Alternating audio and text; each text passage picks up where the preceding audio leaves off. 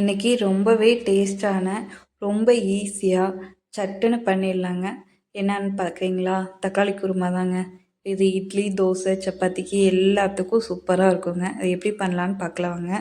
அது ஃபஸ்ட்டு ஒரு 10 பல் பூண்டு எடுத்துக்கோங்க. ஒரு 4, 5 முந்திரி எடுத்துக்கோங்க.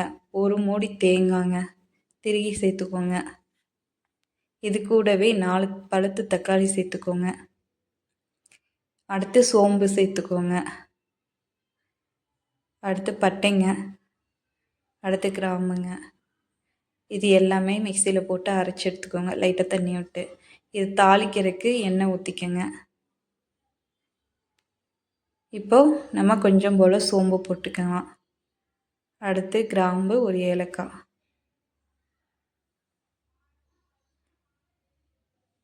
இதை நல்லா பொரிஞ்ச விட்டு நம்ம வெங்காயத்தை கொட்டிடலாங்க. நான் பெரிய வெங்காயம் எடுத்திருக்கேன். பெரிய வெங்காயத்தை இந்த மாதிரி கட் பண்ணி போட்டுக்கோங்க. இதை நல்லா வதக்கி விடுங்க. இது நல்லா வதங்கி வரணுங்க. நல்லா ப்ரௌன் கலராக வதங்கணும். அப்போ தான் நல்லாயிருக்கும், குழம்பு திக்காகவும் இருக்கும்.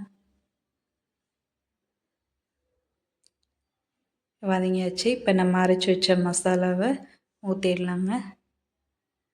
இப்போ இதுக்கு தேவையான தண்ணி ஊற்றிக்கலாம். வதங்கிறதுக்கு தண்ணி ஊற்றிக்கோங்க. இதை நல்லா கலக்கி விட்டுக்கலாம். இப்போ இது வேகிறதுக்கு உப்பு போட்டுக்கோங்க.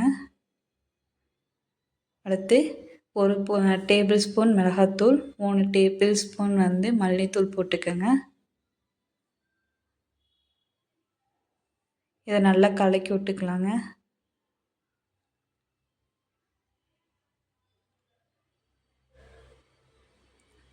இது நல்லா கொதிச்சு வரட்டுங்க.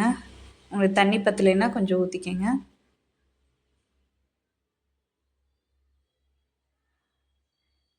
இது ஒரு கலக்க கிண்டிக்கலாம்.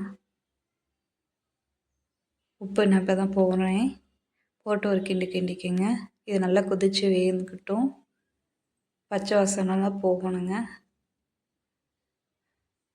வேகும்போதே வாசம் சூப்பராக இருக்குங்க.